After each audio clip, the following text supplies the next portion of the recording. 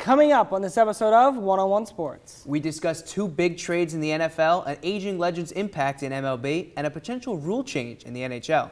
Plus, our NBA experts debate who the most exciting team in basketball are, and Joe and I tried coming up with a new name for the new look Big East. All that and more, and it all starts right now.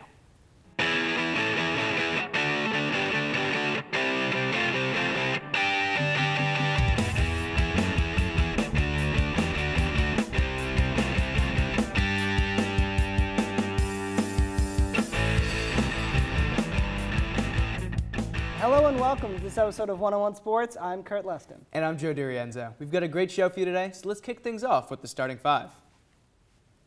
Fox has entered a horse into the 24/7 network sports race, announcing the launch of Fox Sports 1 this week. With already over 5,000 hours of live events, news, and original programming scheduled annually, Joe, Fox Sports, where is it going to rank between NBC Sports and ESPN? Well, they're a little late to the game to be competing with ESPN right away. It's been a while since ESPN started up, but they do have a shot. MLB, NFL, college football, and college basketball all have deals with Fox to show their games on the network. While NBC Sports has tennis and golf and soccer and hockey, the lesser of the sports. So Fox does have a chance right away to win in the live event coverage and things like that. You know what, I agree with you. I think Fox is certainly going to compete with NBC Sports right off the bat, okay? Because the biggest thing NBC Sports can bring to the table is hockey. And let's face it, not a lot of people love love popular hockey. sports to cover. So I think it's going to be interesting to see how their sports match up against NBC. And as far as ESPN goes, listen, as much as I think ESPN is overrated, no one is ever going to touch ESPN. Exactly. In the most recent incident among a string of injuries sustained by visorless players in the NHL, New York Rangers defenseman Mark Stahl was hit in the face by a puck, leaving him out indefinitely, and bringing back to light the NHL's debate over whether players should be required to wear protective visors. So, Kurt, as our resident NHL player, should visors be legal? Or should visors be required? Sorry. No. Listen. Why not? Because chicks dig scars, Joe. No, You've got to be kidding. Listen, they should not be required because basically it's hockey. It is a tough sport. It is known for being a tough sport. And you know what? Right now, it's an option. If they want to wear it, they can rightfully wear it. Give them the choice. There's Don't nothing give wrong with players the choice. Players are going to want to act tough, like you said. They're not going to want to be like, oh, I have to wear a visor, like 28% of the league does right now, which is the highest it's ever been, or the lowest it's ever been that doesn't wear visors. Yeah. Put them out of risk. It's a tough sport, like you said. But people this is have part of the ended their game. careers Yes. because of injuries that could have been prevented from visors. No, I agree. Chris Pronger in 2010, 2011, out, concussion, vision problems. His career ended. Great defender, lost his career to that. Joe, I hear what you're saying. It would make sense to make it an actual thing, but it's hockey. They want to be tough. It's the way it goes.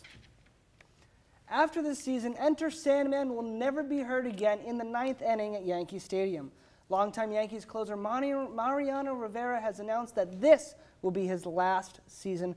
Joe, coming off of a huge injury, he missed an entire season last year. How is Mariano going to pitch this year? He's old. He's Yeah. old. He's coming off of a torn ACL. That's for the sure. The Yankees aren't as good as they usually are. He's not going to get as many saves. He's going to be okay. We're going to see flashes of the old Mo. I don't think he's ever going to be the same. Joe, this is where I very much disagree with you. I think he's going to...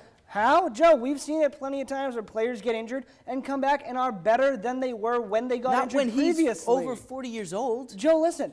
Players have ways to heal faster. He'll be just fine. We're at this one again. Just fine. Aren't we? I don't even know where to go with that one. Well, you can feel free to move on.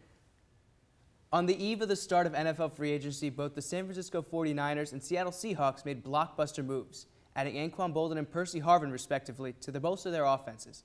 Kurt, which of these trades do you think will impact these teams' already pretty high Super Bowl expectations? Let me think. Anquan Boldin going to the 49ers for sure. They get one of the best slot receivers in all of football. He's a big physical receiver, doesn't mind going across the middle, will jump up and catch balls in the end zone, great red zone target. Percy Harvin can't stay on the field. Okay, first of all, everybody's questioning now if Percy Harvin was really having migraines and things like that when he was on the Vikings. He did not want to be in that situation. Sure. He's now on a team with Russell Wilson as his quarterback. I'm listening. He had to deal with Christian Ponder, and he was a top 5 wide receiver. With Christian Ponder top as his 5 quarterback. wide receiver? When he was on the field, he was one of the top 5 production wide receivers in the league. Now he's on a Seahawks offense that has a running game as well. It's going to be an intense offense. It's going to be a great race between these two in the NFL. He can be happier, NFC West. but that doesn't heal someone being fragile like he is. He's too Not fragile. fragile. He's not going to last. Anquan Boldin is the guy to pick. Brandon Knight just woke up from a nightmare screaming for his mommy. Well, that's at least what I'd be doing if DeAndre Jordan threw down one of the greatest in-game NBA dunks of all time right over me. Joe, where does this dunk rank among the best posterizations of all time? Let's take a step back for a second here. Yeah. This just happened. Everybody's all hyped over it. Yeah. It was a great posterization. Yeah. It was not the best of all time. No, It not was the best. of Where all does it time. rank, though? It might be in the top 10, but I'm already thinking of dunks that were better than it. Oh, a buddy. lot better than it. I gotta tell Vince you. Carter, 7'2". He jumped over a 7'2" guy. That's one dunk. One dunk. Michael Jordan and Scottie Pippen both dunking over Patrick Ewing. Okay. Shaq dunking over guys. Listen, Joe. Everybody has intense dunks like this. They're just in the Joe, past and this we is can't think this of is them. where I gotta disagree with you. It has to be top 5. The only dunks I can think that are ahead of it is the Dr. J dunk. Okay, Yeah, I didn't even mention that the one. Scottie Pippen dunk and the Team USA Vince Carter dunk. Besides that, We haven't even mentioned this is Sean number Kemp. 4. Not How as can we good. go through this Not and as not mention good. Sean Kemp? This finish was better. This brought the house down. He's a big, powerful, strong guy. This was better. We have to take our first break, but up next, college basketball experts join me on the set to preview some of the biggest upcoming conference tournaments. Stay tuned.